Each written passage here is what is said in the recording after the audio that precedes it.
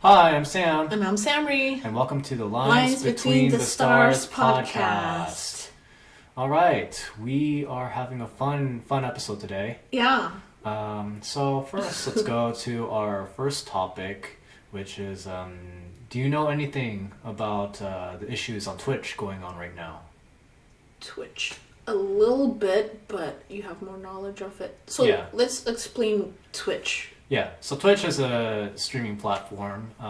It's for those. It's mostly focused on gaming, but there's also other cases. There's also art streams going on there. People have live streams actually, where they stream like them going out on the streets and just like walking around. Oh, really? Okay. Yeah. So it's quite varied in terms of like what they do. They're more of a streaming platform rather than like a video platform.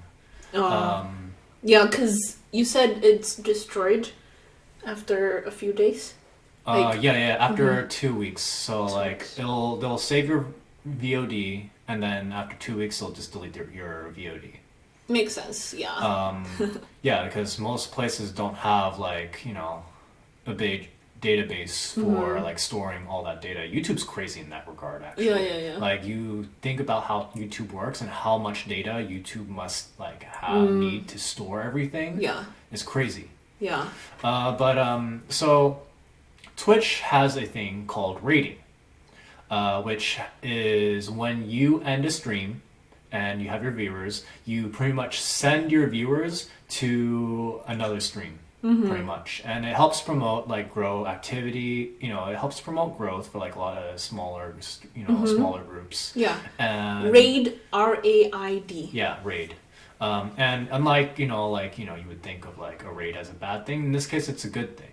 However, people have been kind of abusing this via Twitch bot. There's an issue going on with Twitch known as like Twitch bots, where people are essentially gathering like an army of bots, piling them up into a single stream, and then rating an individual. And mostly they use they look for tags, because on Twitch you can tag your streams to be like like black, person of color, LGBTQ, and they've been targeting these like smaller communities, and essentially like sending these bots that would spew like obscenities, hate messages, stuff like that. Oh, okay. Mostly targeting towards whatever like tags. So if there's a person of color, it'll be like like N word, N words and stuff like that.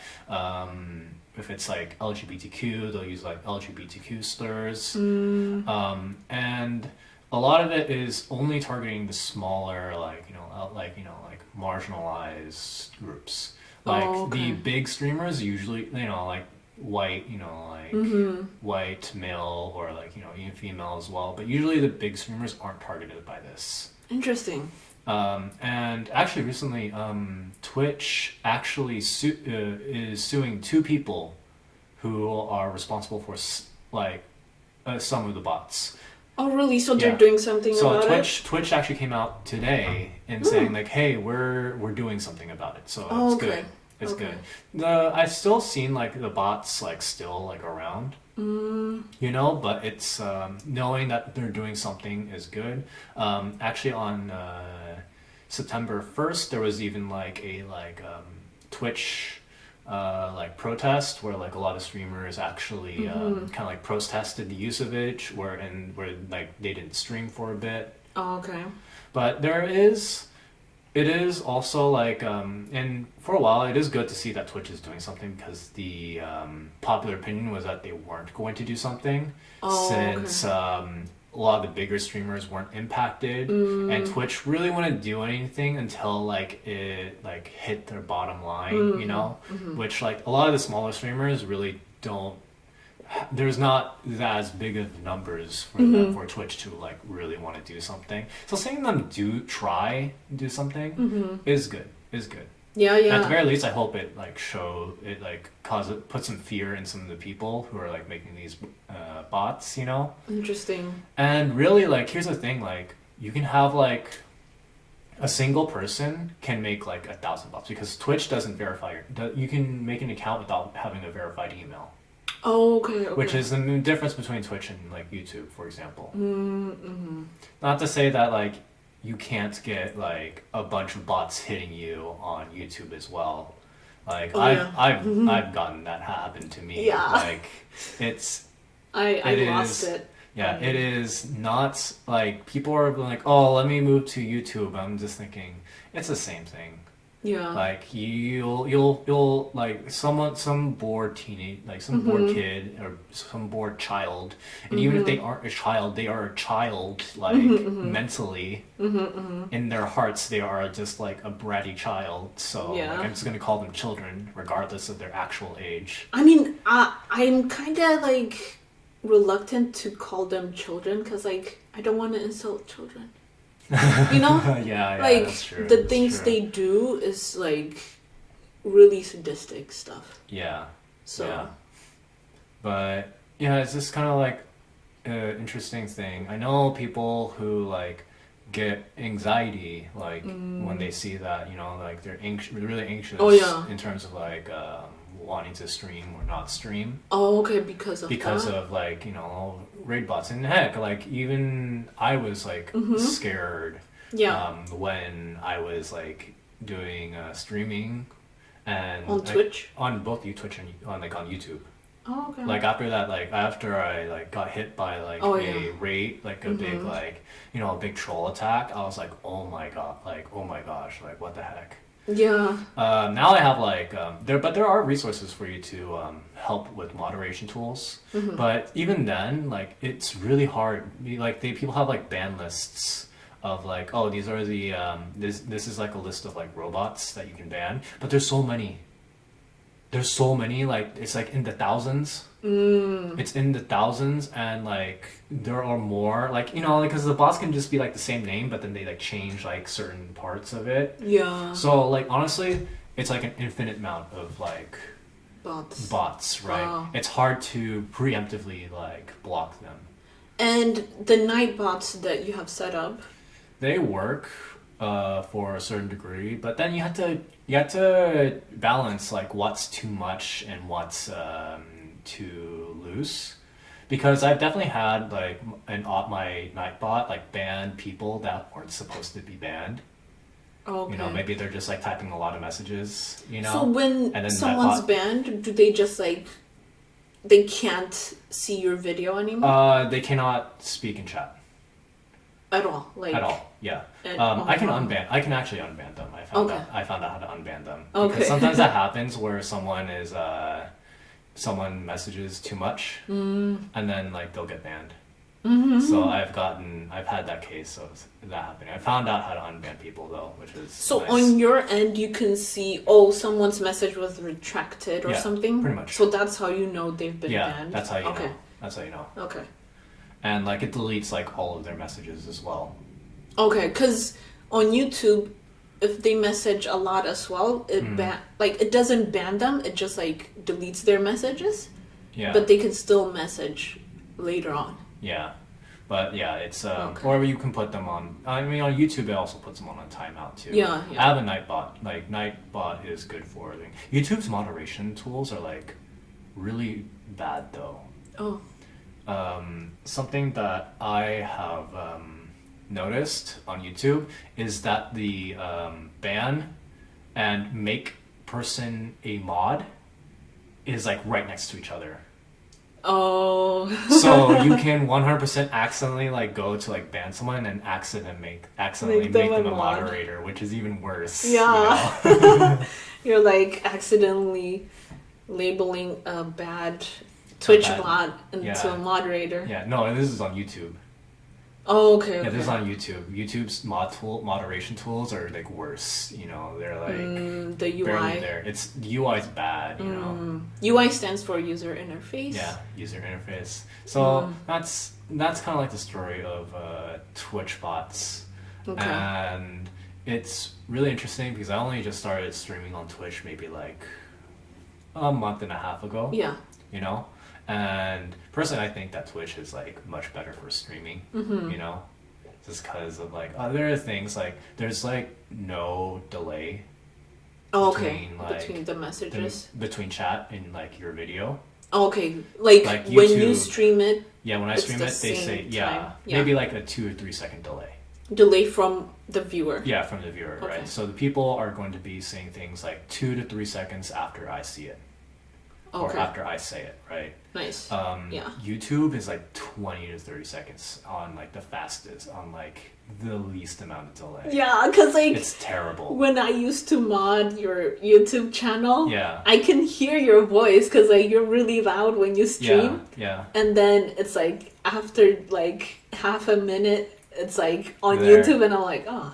It's weird. It's weird, huh? Yeah, because like sometimes I comment on your streams, Yeah. and then sometimes it's like preemptive kind of comments. Yeah. It might be confusing for the That's audience. true, Like, that's true. wait, what? He did this? Wait, Yeah. what? Okay. That's true. Yeah, with Twitch, it's a bit more like real time.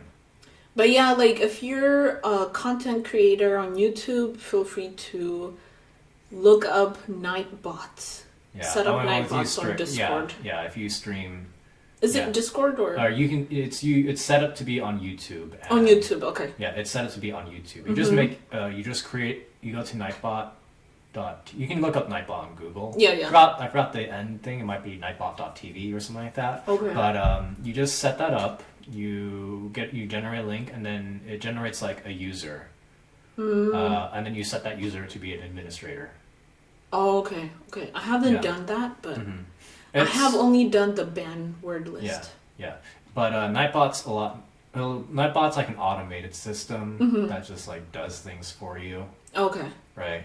So you don't need to worry about having moderators when you're Yeah. live. Yeah, If you have a Nightbot who Yeah. will like, yeah. you know. Or you don't need like another person being a moderator. Yeah. Moderator too. yeah, right? yeah.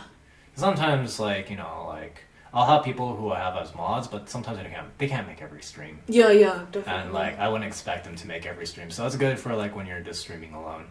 Yeah. Let's see, but yeah, there's other like I mean we could probably spend an entire podcast talking about like different like Twitch tools and like content creator stuff because we've been getting deep into the content creator life. Yeah, Yeah, yeah. do Because you want to talk about certain things that we found on like in general just for content creation? sure. Yeah. So if you're a content creator, one thing that you everyone's aware of on YouTube is the fact that music is super hard to like find Oh yeah. for your like YouTube videos and stuff like that. I recently found a thing for that does royalty-free music. It's called Dova Syndrome. Dover syndrome. Okay. It's a Japanese site, so but you can like, if you're on Chrome, you can set your Google Translate to just translate everything to English. Oh, okay. Yeah, Okay. and they have a lot of royalty-free songs. You just like it's if you're on YouTube, it's good to like credit the maker, Yeah. the maker and stuff like that. But overall, it's like I've been really nice. It's because usually if you just like try to go on like a Spotify playlist with like YouTube safe songs or something like that. I did find a Spotify playlist that's safe though, because I Yeah. tested it. Okay. Yeah, because sometimes I've had the unfortunate luck of like this is safe and it's not, and you Yeah. get like I get like a content warning flag or something Yeah. like that. I'm like, darn it. And that then was you really can't annoying. post the video. Yeah, so like Dova Syndrome has been safe. Yeah. On Spotify, I believe it's called royalty-free lo-fi beats. Yeah. Jazz. I think I actually used that and Oh. caused issues. Oh, really? Yeah, I think I used that. Oh. It sucked. I was like, Oh, okay. So I just used Dova. So Dova syndrome. Yeah, I just use Dova Syndrome. Plus, the music on Dova Syndrome is just really good. I found some really good bangers. Nice. Yeah. Let's And see. then another tool also, especially for content creators who don't want to show their face, but if you still want to show that you're like, if you want to create like a VTubing kind of like a character, Yeah. there's this thing called PNG tubing Yeah. where you can set up, what is it called? Like, It's like a PNG. It's like an image. what do you search for in order to like learn about how to set up Discord? I think it's just reactive image. Reactive image. Reactive image. And then so, also put in Discord in it. Yeah. Yeah, reactive images, and you'd use like a Discord channel, and you use just your own like private server or something like that, and use that to like have an image that like kind of like you can set up a thing where there's like you can have like a cartoon character or something like that, or like where like the mouth is closed when you're not talking and the mouth is open when you are talking. Yeah. And that's been fun for like, you know, like a good reactive image and stuff like that. Yeah, and that's how you initially started until you got your model. Yeah, like a model for like a VTuber. For those of you who don't know, VTubers are, it's short for virtual YouTubers, and it's been like a trend going on where people kind of like have like a, kind of like an anime like character, and it's been like rigged and set up to be like, you know, mapped so it's animated. Yeah, and you can it based off of like face tracking and stuff like that. So you know, when you talk, the anime character talks. And it's really interesting. I've been also getting into like actually figuring out how to like make that myself. Oh yeah. And it's a lot of it's a lot of hard work. Like it's also very time consuming. Like from an art point of view and from like the animation point of view, it's very expensive. It looks the model you built looks really nice. I don't know if you added more to it since I watched it. No, I haven't. But it's just like I got someone who's really good at like drawing and animating it, and it's like price wise, like if you like, it can range from like $700 to like $2,000. Wow. It can like really the prices varied. I think there is a cheaper version called Vroid, which people it's like the 3D model, and people have used that. And it's really interesting because like the 3D version actually is cheaper than like the 2D version. Yeah, but the 3D version doesn't look as good. Yeah, it's the 2D because a lot of them look very similar. I think it has to do with like the textures. The textures used, because most people use like the free standard texture packs. Okay. If you have like custom textures, you can definitely get stuff that like looks unique and cool. Is that like with Live 2D? It's just like you see like a style. It's easier to show like a style and more like uniqueness with Live 2D. It is harder though. Oh, okay. Yeah. And this kind of goes into like, you know, the idea of like you'll pay artists, you know, like people will look at like, you know, this is like a thing in general that I see a lot.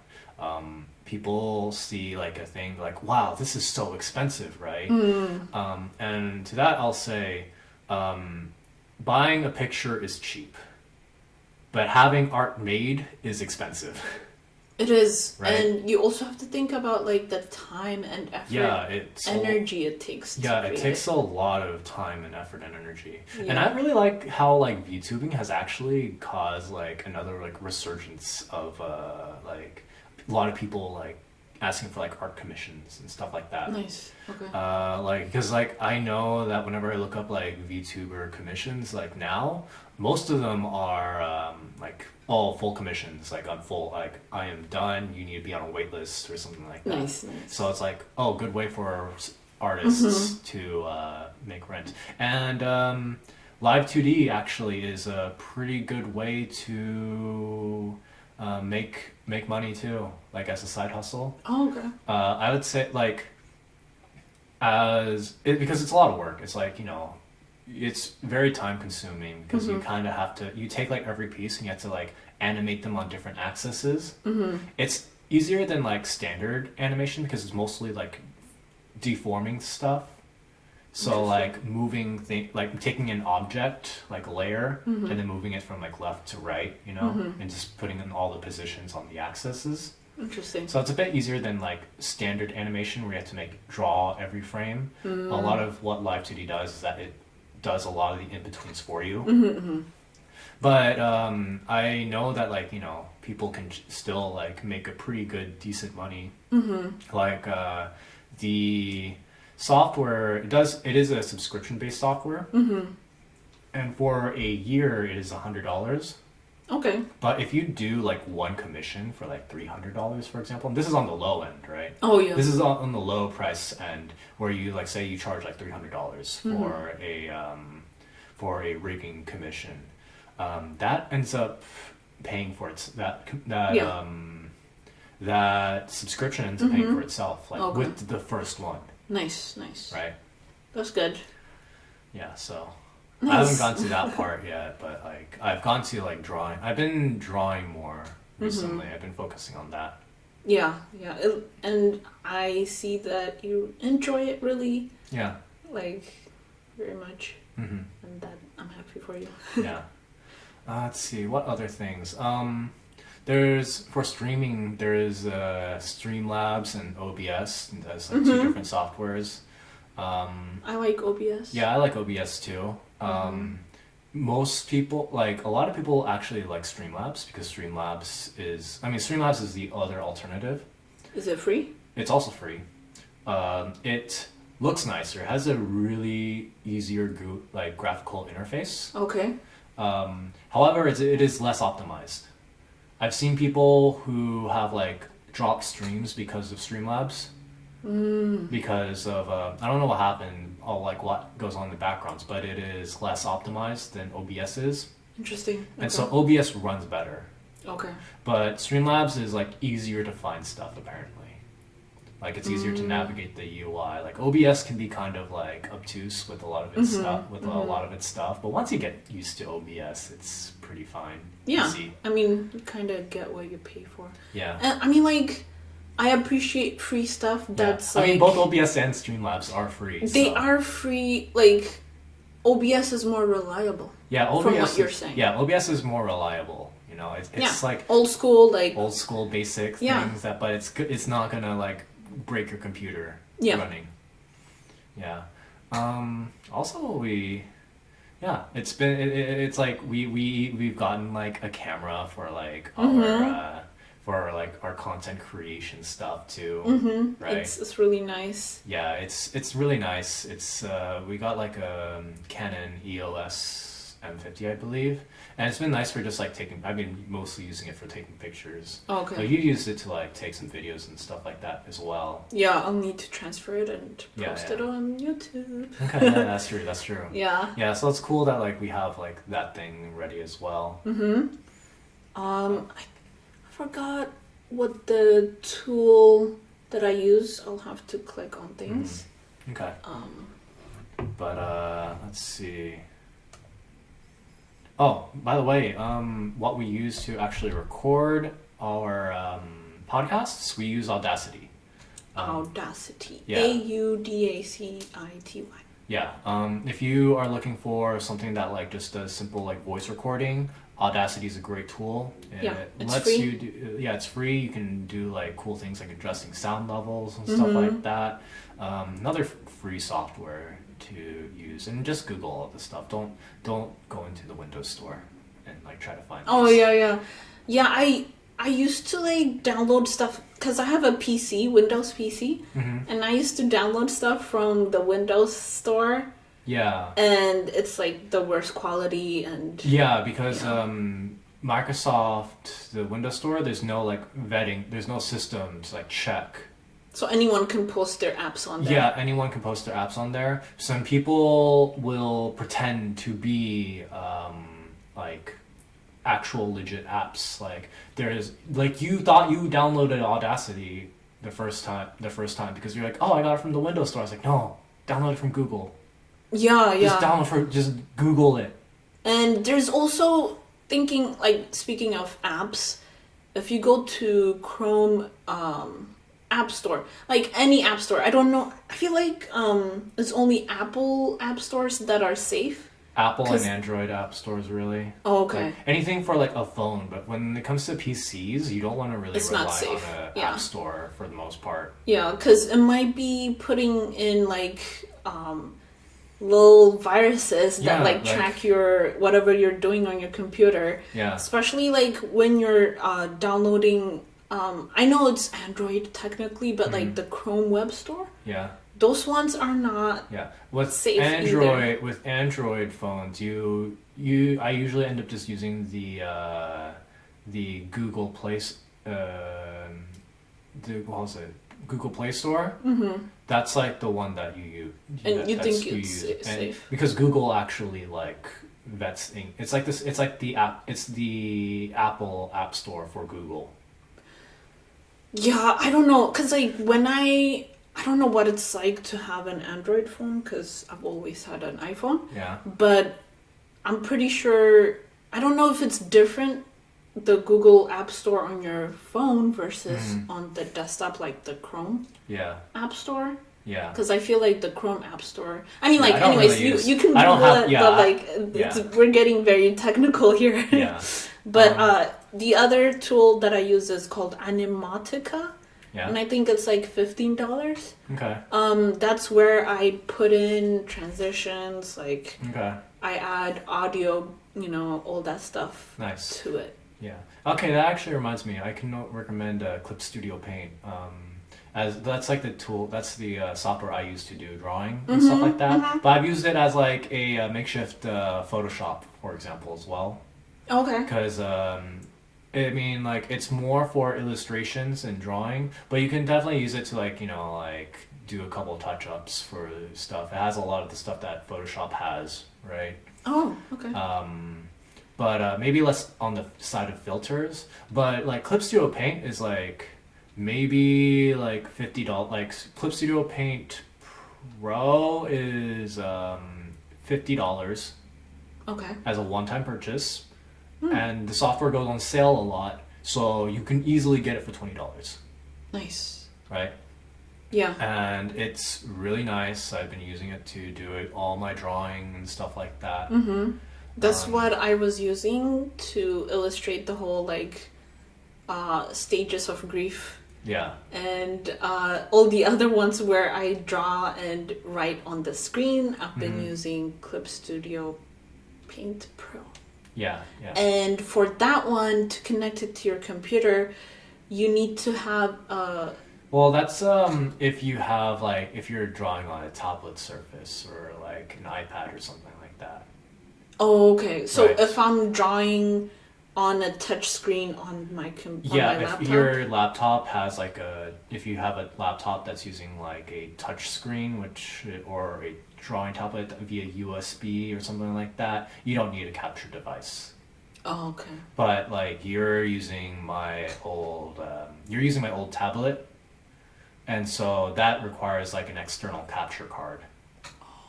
Yeah, and the capture card is like something that helps feed like pretty much the audio and visuals from one device into like your PC, so you can like record it or stuff like that. And it's called Elgato. Yeah, Elgato capture card. There's a bunch of cheaper. Elgatos are kind of pricey, Okay. They can be kind of pricey, like maybe like $100 or so. But you can buy one. You can buy like cheaper alternatives, but Elgato is the one that usually works most of the time.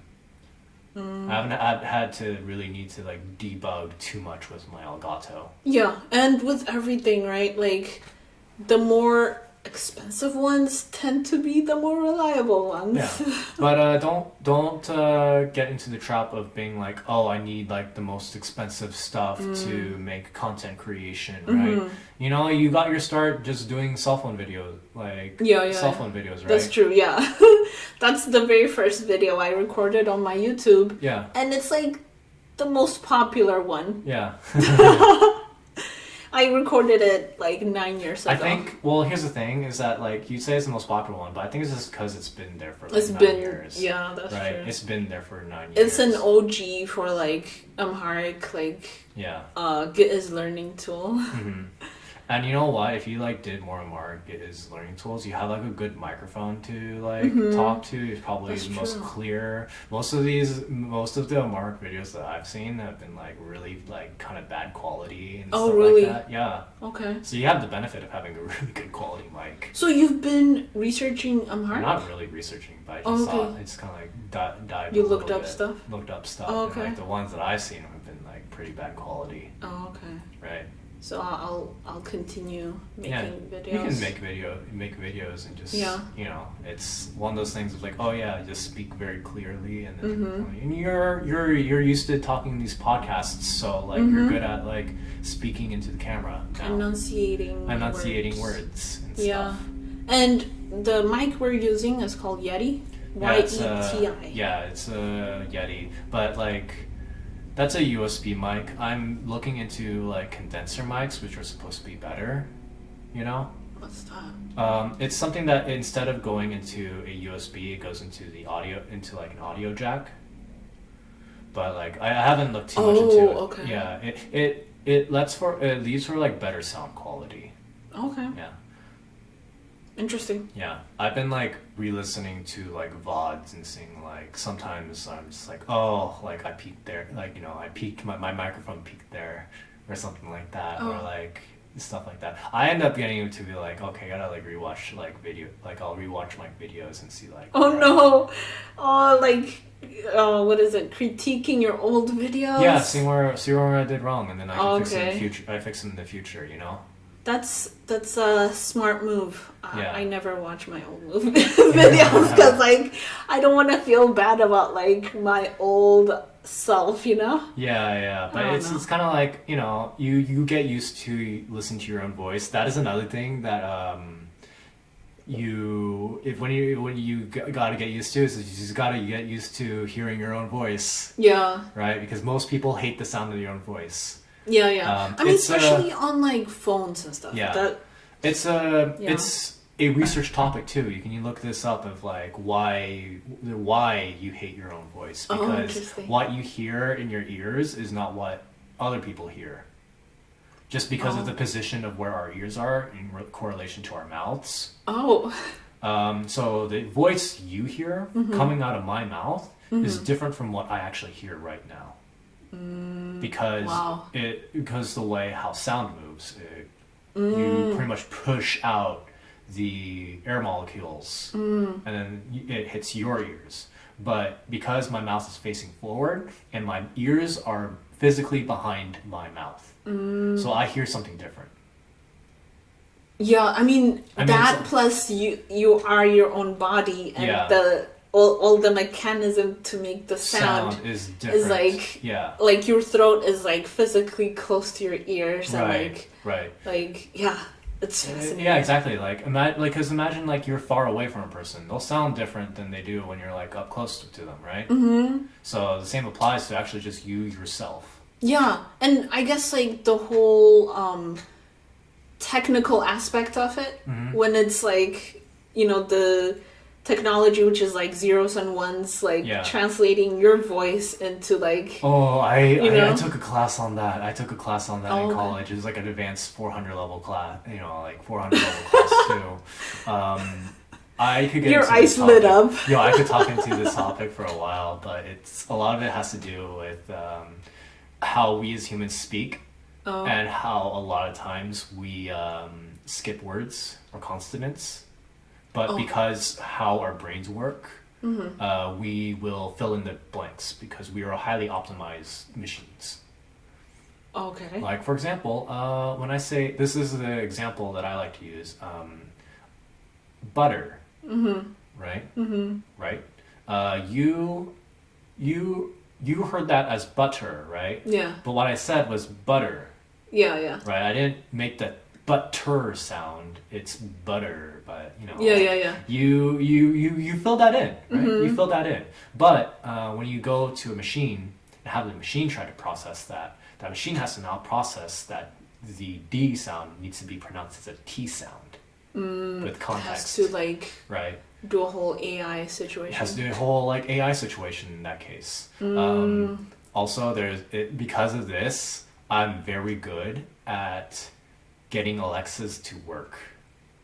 Oh, so that class influenced your pronunciation? You remember how when we used to use Alexa quite a bit more, and how Alexa would just work for me and like never for you? Yeah. That's because I know from my experiences with like looking at voice maps and stuff like that, I kind of know the perfect way to speak to an Alexa or like any voice recognition software. Yeah, I kind of felt jealous of Alexa, so I unplugged her, so she no longer will diss me. Alexa is creepy. You know, Alexa is just like always listening, and you know, your phones are always listening. Like yeah. We just have to learn how to live with technology. I turn off that aspect on my phone of like doing like, you know, voice recognition commands. Like I've never turned it on.